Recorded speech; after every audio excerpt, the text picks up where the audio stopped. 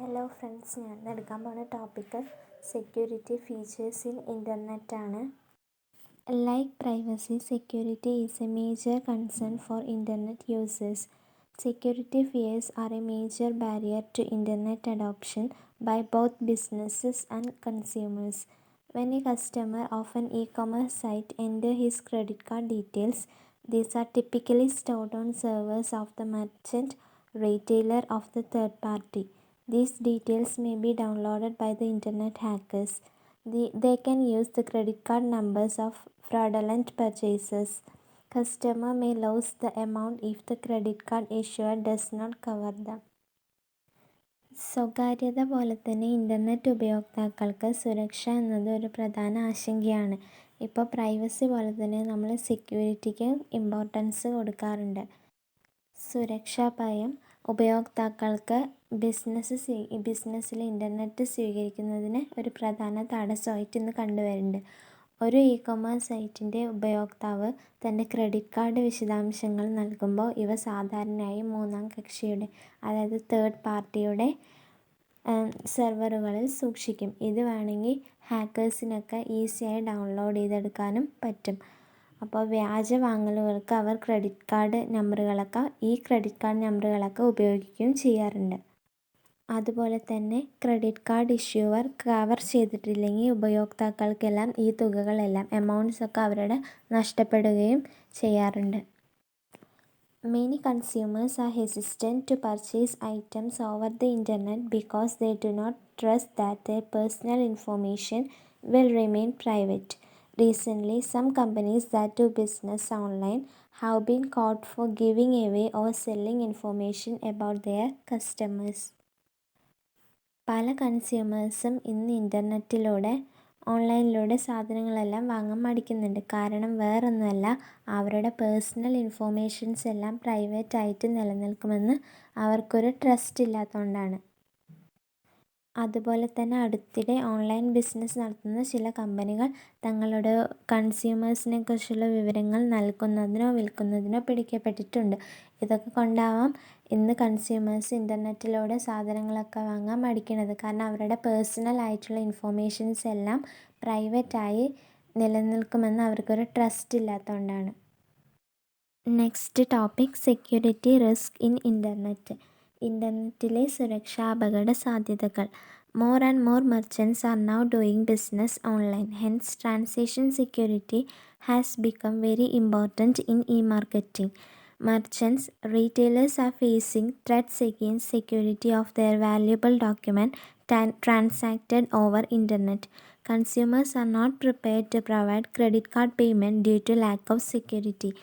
There are many different types of internet transaction which makes security difficult. Therefore, in order to protect consumers from various forms of fraud and misconduct, security and verification are necessary for all types of data. ഇന്ന് കൂടുതൽ വ്യാപാരികളൊക്കെ ഓൺലൈനായിട്ട് business ചെയ്യുന്നുണ്ട്. അതുകൊണ്ട് തന്നെ ഈ marketing മേഖലകളിലൊക്കെ security എന്നത് വളരെയധികം പ്രാധാന്യം അർഹിക്കുന്ന ഒന്നാണ്. കച്ചവടക്കാർ ഇൻ്റർനെറ്റിലൂടെ കൈമാറ്റം ചെയ്യപ്പെടുന്ന അവരുടെ വിലയേറിയ രേഖകളുടെ സുരക്ഷയ്ക്കെതിരെയും ഇന്ന് ഭീഷണിയൊക്കെ നേരിടുന്നുണ്ട്. സുരക്ഷയുടെ അഭാവം മൂലം കൺസ്യൂമേഴ്സ് അവരുടെ credit card details, payment details ഒന്നും നൽകാൻ തയ്യാറാകുന്നില്ല. സുരക്ഷയെ ബുദ്ധിമുട്ടാക്കുന്ന പലതരത്തിലുള്ള ഇൻ്റർനെറ്റ് ഇടപാടുകൾ നിലവിലുണ്ട്, ഇന്നത്തെ കാലത്തുണ്ട്. അതിനാൽ കൺസ്യൂമേഴ്സ് വിവിധ തരത്തിലുള്ള തട്ടിപ്പുകളിൽ നിന്നും ഫ്രോഡായിട്ടുള്ള പെരുമാറ്റങ്ങളിൽ നിന്നെല്ലാം സംരക്ഷിക്കുന്നതിന് എല്ലാതര ഡാറ്റയ്ക്കും സെക്യൂരിറ്റിയും പ്രൈവസിയും നിർബന്ധമാണ്. അങ്ങനെയൊക്കെ ചെയ്താലേ അവരുടെ ഡീറ്റെയിൽസൊക്കെ സുരക്ഷിതമായി നിലനിൽക്കാൻ പറ്റുള്ളൂ.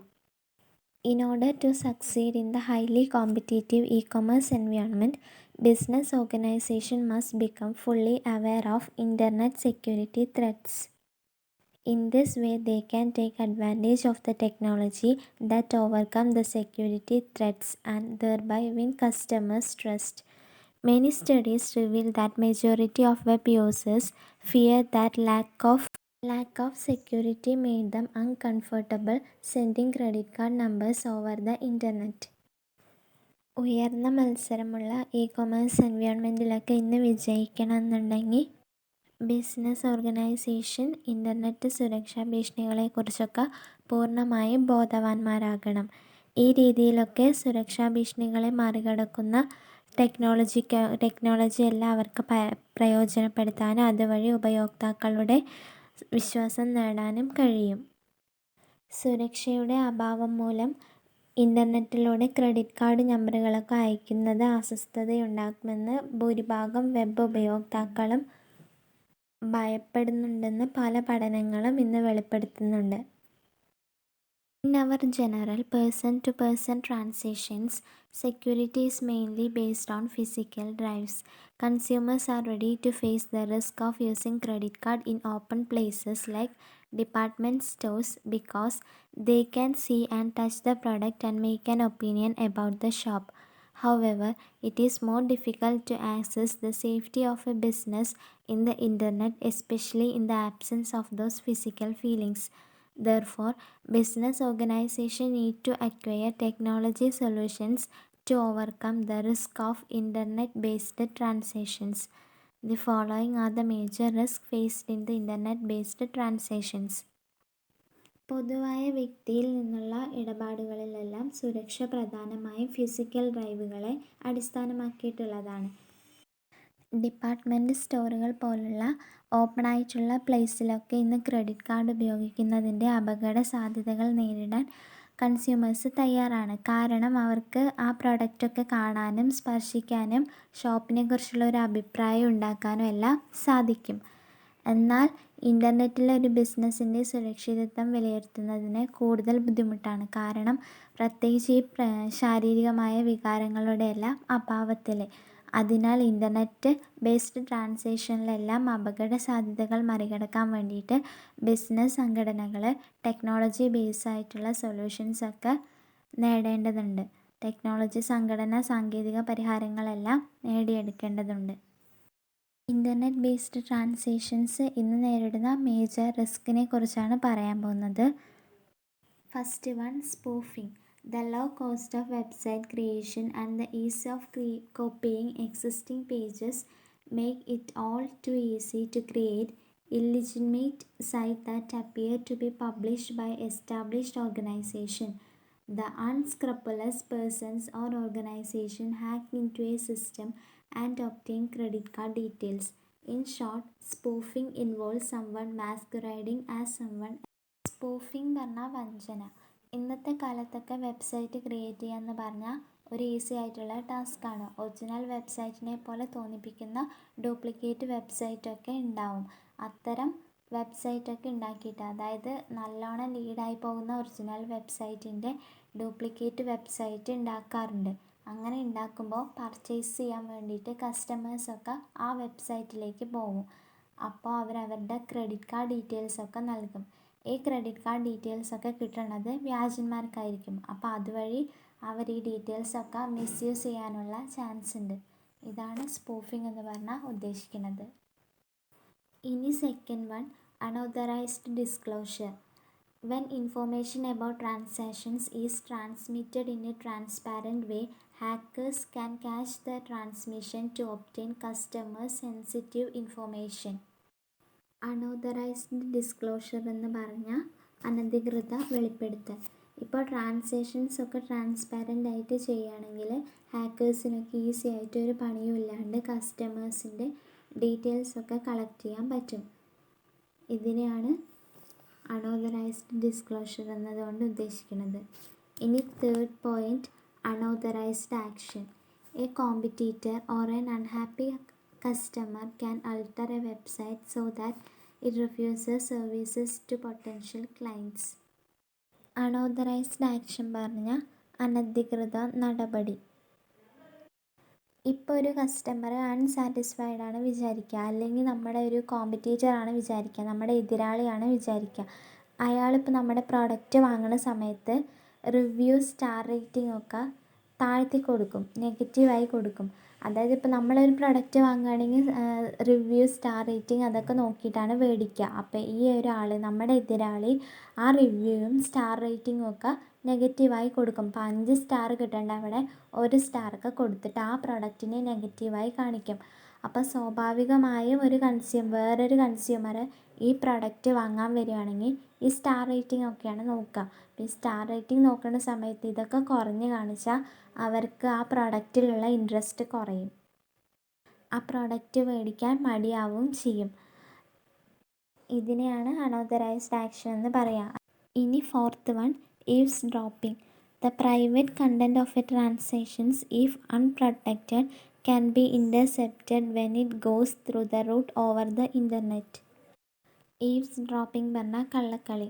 ഇപ്പോൾ ഒരു പ്രൈവറ്റ് ട്രാൻസാക്ഷൻ ഉണ്ടെങ്കിൽ ട്രാൻസാക്ഷനിലെ പ്രൈവറ്റ് കണ്ടൻറ്റ് നമ്മൾ പ്രൊട്ടക്റ്റ് ചെയ്യാൻ വേണ്ടിയിട്ടുള്ള കാര്യങ്ങളൊന്നും ക്രിയേറ്റ് ചെയ്തിട്ടില്ലെങ്കിൽ അത് നമ്മൾ എവിടെയൊക്കെ ആ ഡാറ്റ യൂസ് ചെയ്യുന്നുണ്ടോ അവിടെയൊക്കെ നമ്മുടെ ഡീറ്റെയിൽസ് പോയിക്കൊണ്ടേയിരിക്കും. അപ്പോൾ ഹാക്കേഴ്സിനൊക്കെ അത് ഈസി ആയിട്ട് അവൈലബിൾ ആവുകയും ചെയ്യും. അതായത് നമ്മുടെ പ്രൈവറ്റ് കണ്ടൻ്റ് ഒന്നും പ്രൊട്ടക്റ്റ് ചെയ്തിട്ടില്ലെങ്കിൽ നമ്മൾ യൂസ് ചെയ്യുന്ന സ്ഥലങ്ങളിലൊക്കെ നമ്മുടെ ഡാറ്റ ലീക്ക് ആയിക്കൊണ്ടേയിരിക്കും.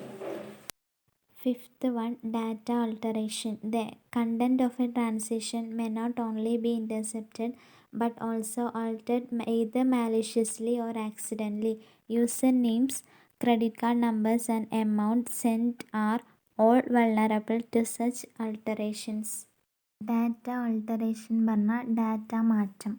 നമ്മളിപ്പോൾ ഒരു ട്രാൻസാക്ഷനിലെ കണ്ടൻറ്റൊക്കെ വഴിതിരിഞ്ഞ് പോകാനുള്ള ചാൻസ് ഉണ്ട്. ചിലപ്പോൾ അത് ആക്സിഡൻ്റലി ആവാം, അല്ലെങ്കിൽ മനഃപൂർവ്വം ആവാം. നമ്മുടെ ഡീറ്റെയിൽസും ക്രെഡിറ്റ് കാർഡ് ഡീറ്റെയിൽസും ഒക്കെ വേറൊരു രീതിയിലേക്ക് പോവാൻ ചാൻസ് ഉണ്ട്. എക്സാമ്പിളായിട്ട് ഇപ്പോൾ നമ്മൾ ഏതെങ്കിലും ഒരു പ്രൊഡക്റ്റ് പർച്ചേസ് ചെയ്യാൻ പോവുകയാണ് വിചാരിക്കുക. നമ്മൾ പേയ്മെൻറ്റ് നടത്തേണ്ടതൊക്കെ ആ ഒരു പ്രൊഡക്റ്റിന് വേണ്ടിയിട്ടായിരിക്കും. പക്ഷേ ഈ പേയ്മെൻറ്റ് നടത്തുന്ന സമയത്ത് അവിടെ ഒരു ആൾട്ടറേഷൻ വരികയാണ്. അതായത് നമ്മളറിയാതെ തന്നെ അത് വേറൊരു സൈറ്റിലേക്ക് പോയിട്ട് വേറൊരു പ്രൊഡക്റ്റിലേക്ക് ആ എമൗണ്ട് അടച്ചു പോവുകയാണ്. നമ്മൾ പർച്ചേസ് ചെയ്യുന്ന പ്രൊഡക്റ്റ് വേറെ, പക്ഷേ എമൗണ്ട് അടച്ചു പോകുന്നത് വേറൊരു പ്രൊഡക്റ്റിലേക്ക്. ചിലപ്പോൾ അത് ആക്സിഡൻ്റലി പെട്ടെന്ന് സംഭവിക്കുന്നതാവാം, അല്ലെങ്കിൽ അത് മനഃപൂർവ്വം ഒരു പ്രോഗ്രാം ഓൾറെഡി ആ സെല്ലർ അത് സെറ്റ് ചെയ്ത് വെച്ചതും ആവാം. അപ്പോൾ അങ്ങനെയൊക്കെ സംഭവിക്കുന്ന സമയത്ത് പ്രതീക്ഷിക്കാതെ തന്നെ ഡാറ്റ ആൾട്ടർ ചെയ്ത് പോവുകയാണ് ചെയ്യുന്നത്. നമ്മുടെ ട്രാൻസാക്ഷൻ വേറൊരു പ്രൊഡക്റ്റിലേക്ക് പോകും. ഇതാണ് ഡാറ്റ ആൾട്ടറേഷൻ.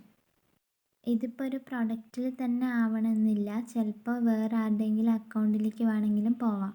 അങ്ങനെയും നടക്കാറുണ്ട്. ചില സമയത്തൊക്കെ ഇത് കൃത്യമായിട്ട് സെല്ലർ ഒരു മാൽ പ്രാക്ടീസിന് വേണ്ടിയിട്ടൊരു പ്രോഗ്രാം സെറ്റ് ചെയ്ത് വെച്ചതും ആവാം.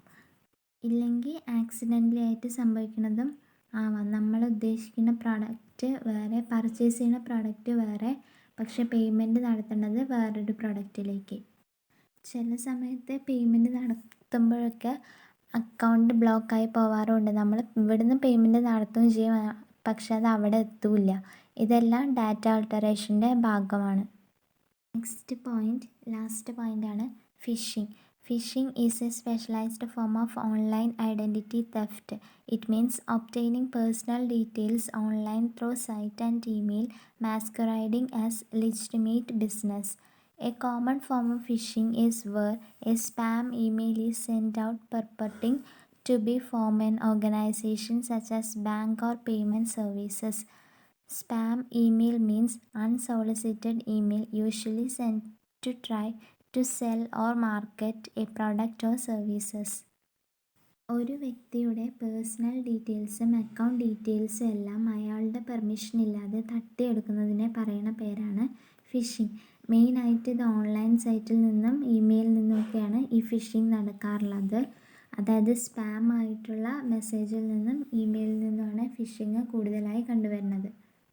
സ്പാം ഇമെയിൽ എന്ന ഒരു ഉൽപ്പന്നമോ സേവനമോ വിൽക്കാനോ വിപണനം ചെയ്യാനോ സാധാരണയായി അയക്കുന്ന ഇമെയിൽ എന്നാണ്. ഈ ഇമെയിൽ വഴിയോ ഓൺലൈൻ സൈറ്റ് വഴിയോ ഒക്കെ ആയിരിക്കാം മെയിനായിട്ട് ഫിഷിംഗ് നടന്നു വരാറുള്ളത്. ഒരു വ്യക്തിയുടെ പേഴ്സണൽ ഡീറ്റെയിൽസും അക്കൗണ്ട് ഡീറ്റെയിൽസും എല്ലാം അയാളുടെ പെർമിഷൻ ഇല്ലാതെ തട്ടിയെടുക്കുക. അപ്പോൾ ഇതുവരെ പറഞ്ഞത് ഇൻ്റർനെറ്റ് ബേസ്ഡ് ട്രാൻസാക്ഷൻസ് ഫേസ് ചെയ്യണ മേജർ റിസ്ക് ആണ്. First one spoofing, second one unauthorised disclosure, third one unauthorised action, fourth one eavesdropping, fifth one data alteration, sixth one phishing. എല്ലാം മനസ്സിലായി എന്ന് വിചാരിക്കുന്നു. Thank U.